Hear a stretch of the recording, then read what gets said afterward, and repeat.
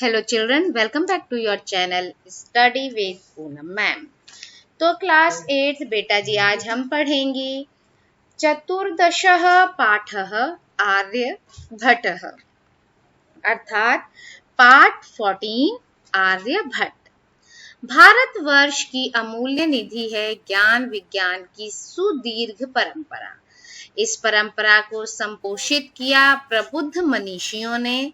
इन्हीं मनीषियों में अग्रगण्य थे आर्यभट्ट। दशमलव पद्धति यानी डेसिमल जो है, दशमलव पद्धति आदि के प्रारंभिक प्रयोक्ता आर्यभट्ट ने गणित को नई दिशा दी। इन्हें एवं इनके प्रवर्तित सिद्धांतों को तत्कालीन रूढ़िवादियों का विरोध झेलना पड़ा। वस्तुतः गणित को विज्ञान बनाने वाले तथा गणितीय गणना पद्धति के द्वारा आकाशीय पिंडों की गति का प्रवर्तन करने वाले ये प्रथम आचार्य थे। आचार्य आर्यभट्ट के इसी वैदुष्य का उद्घाटन प्रस्तुत पाठ में है। तो चलिए समझते हैं। पूर्व दिशायाम उदेति सूर्यः पश्चिम दिशायाम च अस्तं गच्छति इति दृश्यते ही लोके। ठीक है, क्या बोल रहे हैं? जो सूर्य है वो किस दिशा से उदय होता है? सूर्य पूर्व दिशा से उदय होता है और पश्चिम दिशा में वो अस्त हो जाता है।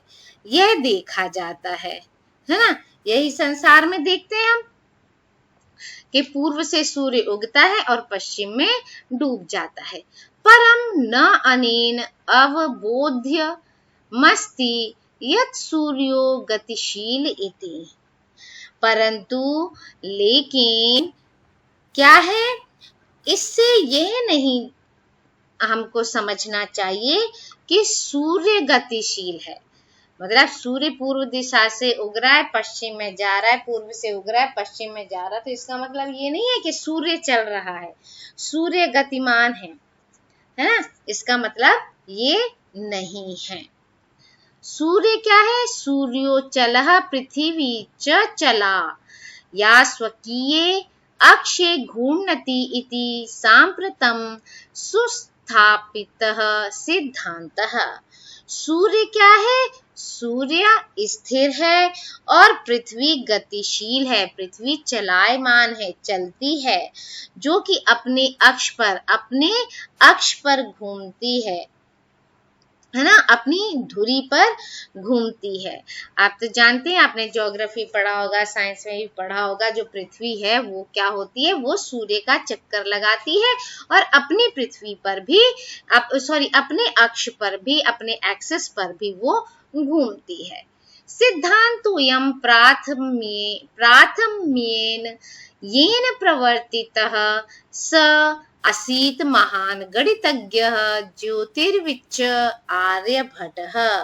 यह सिद्धांत जो अब पूरी तरह स्थापित हो गया है, पूरी तरह मतलब यह सिद्धांत जो पूरी तरह स्थापित हो चुका है कि सूर्य चलता है, सूर्य अचल है, सूर्य चलता नहीं है, सूर्य गतिशील नहीं है, पृथ्वी गतिशील है और पृथ्वी अपनी अक्ष पर घूमती है। ये जो सिद्धांत है ये क्या हो चुका है? पूरी तरह से स्थापित हो गया है। और यह सिद्धांत सबसे पहले, सबसे प्रथम किसने स्थापित किया था? वो किया था बहुत ही महान गणितज्ञ और ज्योतिष विज्ञानी आर्यभट्ट ने। पृथ्वी स्थिरा वर्तते इति परंपरया प्रचलिता रूढ़ि तेन प्रत्यादिष्टा। अब पृथ्वी स्थिर है, ठीक है, ये परंपरा वाली प्रथा थी। अब उन्होंने कहा कि पृथ्वी तो चलती है, और उस जमाने में था कि नहीं, पृथ्वी चलती नहीं है, सूर्य चलता है, सूर्य चक्कर लगाता है हमारी पृथ्वी का। उस समय ये थी। तो पृथ्वी स्थिर है, ये परंपरा वाली प्रथा जो थी उसको उन्होंने नकार दिया। उन्होंने कहा कि नहीं, हम गलत कहते हैं, ये ऐसा नहीं है कि पृथ्वी स्थिर है। तेन उदाहृतं यद गतिशीलायां नौकायां उपविष्टः मानवः नौकां स्थिरा मनुभवति अन्यान च पदार्थान गतिशीलान अवगच्छति। अब उन्होंने क्या उदाहरण दिया? उन्होंने उदाहरण किस चीज का दिया? नौका का। उन्होंने उदाहरण दिया कि जो गतिशील नौका में हम बैठते हैं, जब नाव चलती है तो हम बैठते हैं, तो बैठा हुआ व्यक्ति को क्या लगता है कि हम तो स्थिर हैं, है ना, हम रुके हुए हैं, क्योंकि हम एक जगह बैठे हैं, नाव चल रही है। और दूसरे पदार्थ जो है गतिशील है, यानी कि घाट पीछे चला गया, पानी पीछे चला गया, वहाँ पेड़ पौधे हैं, जो भी बीच बीच में जो भी और चीजें दिख रही हैं वो पीछे चली गई या आगे चली गई, इस तरह का हमको अनुभव होता है ना। दूसरे पदार्थ जो है हमको गतिशील प्रतीत होते हैं। एवमेव गतिशीलायां पृथिव्याम अवस्थितः मानवः पृथिवीं स्थिरा मनुभवति सूर्यादिग्रहान् च गतिशीलान् वेत्ति। अर्थात क्या बताया इन्होंने जब ये उदाहरण देकर बताया कि जैसे हम नाव में चलते हैं तो नाव में हम स्थिर बैठे रहते हैं और हमें दूसरी चीजें गतिशील लगती हैं, चलती हुई लगती हैं। आपने ट्रेन में भी देखा होगा, ट्रेन में जब बैठते हैं तो कितनी तेज ट्रेन चलती है और हमें क्या लगता है, पेड़ पौधे नदी और पहाड़ ये भाग रहे हैं, कितने तेज तेज चल रहे हैं, और देखो पीछे छूट गए। जो कि चलता कौन है? हम चलते हैं, पेड़ तो वहीं के वहीं खड़े हैं, पेड़ क्या चल सकते हैं? नहीं चलते हैं। ऐसे ही उन्होंने ये नौका का उदाहरण यहाँ पर दिया। तो इस प्रकार जो गतिशील पृथ्वी में स्थित मानव जो है वो भी क्या है, पृथ्वी को स्थिर समझता है और सूर्य ग्रहों को गतिशील मानता है कि सूर्य वगैरह जो है वो चलते हैं और पृथ्वी नहीं चलती है। मनुष्य को भी ऐसा अनुभव होता है। 476 तमे ख्रीस्ताब्दे षट्सप्तत्यधिक चतुःशततमे वर्षे आर्यभट्टः जन्म लब्धवानिति तेनैव विरचिते आर्यभट्टीयम् इत्यस्मिन् ग्रंथे उल्लिखितम्। कब उनका जन्म हुआ? 476 ईस्वी सन में आर्यभट्ट का जन्म हुआ। यह उनके द्वारा रचित क्या है? आर्यभट्टियम जो है, आर्यभट्टियम नामक ग्रंथ उनके द्वारा ही लिखा गया था। ठीक है। अच्छा, ग्रंथोयम तेन त्रयोविंशतितमे वयसि विरचितः।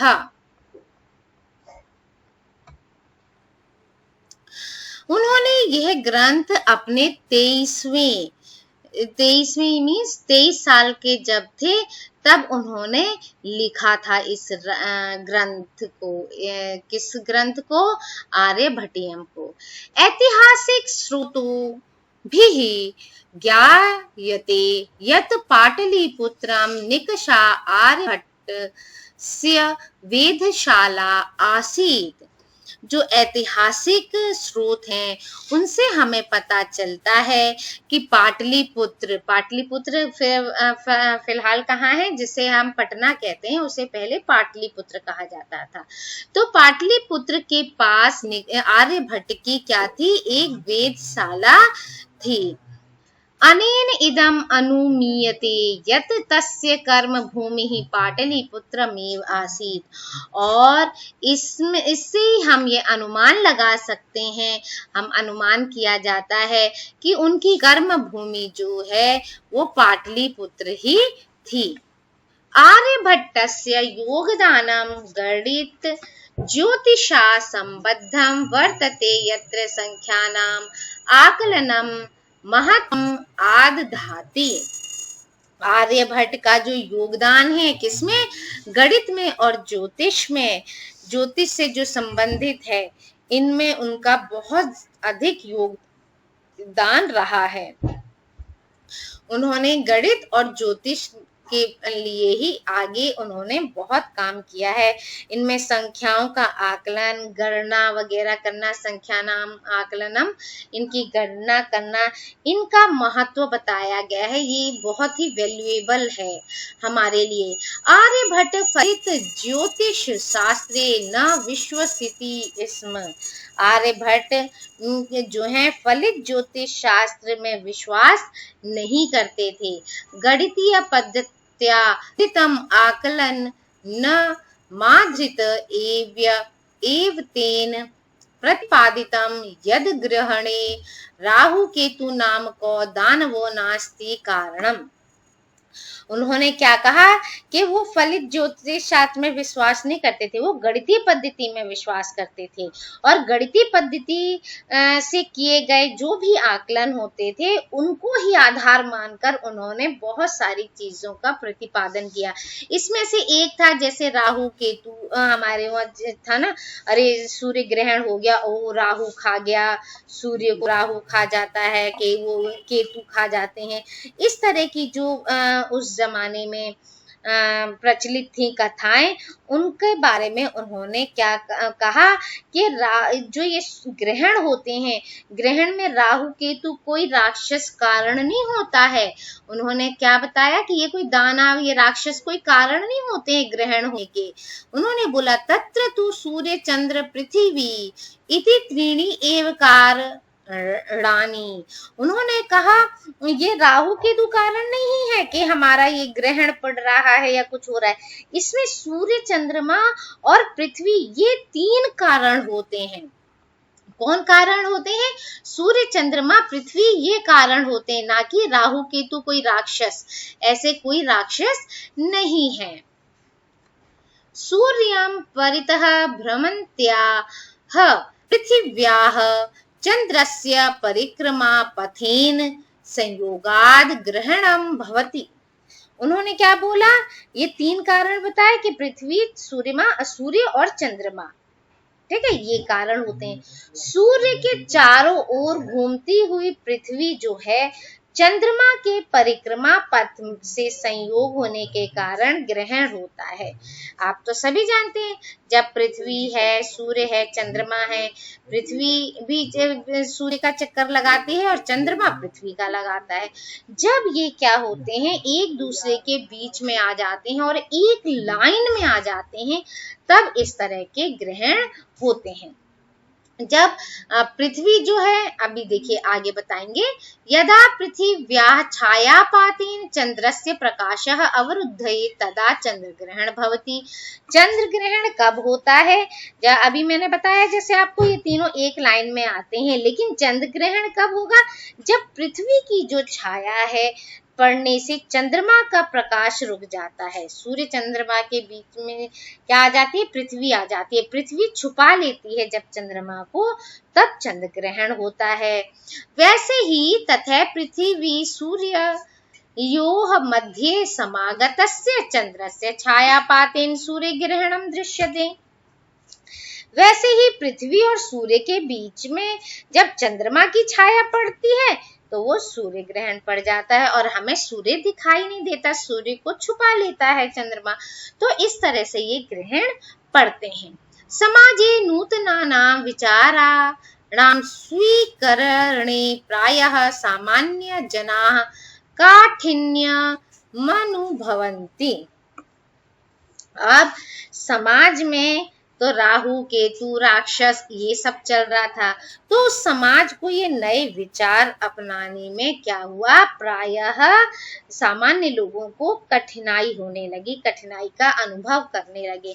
क्योंकि उस समय जो पंडित थे और भी लोग थे, उनकी रोजी रोटी इसी तरह से चलती थी कि राहु केतु राक्षस इस तरह की बातों से, तो उन लोगों ने भी आगे इस चीज को बढ़ने में उनको भी कठिनाई हुई कि भाई ऐसे कैसे लोग हमारी बात नहीं मानेंगे। भारतीय ज्योतिष शास्त्रे तथैव आर्यभट्टस्यापि विरोधः अभवत्। इसलिए जो भारतीय ज्योतिष शास्त्र थे, उन लोगों ने आर्यभट्ट का क्या किया, विरोध किया। तस्य सिद्धांताः उपेक्षिता, उनके सिद्धांतों की उपेक्षा की गई, उन्हें गलत ठहराया गया।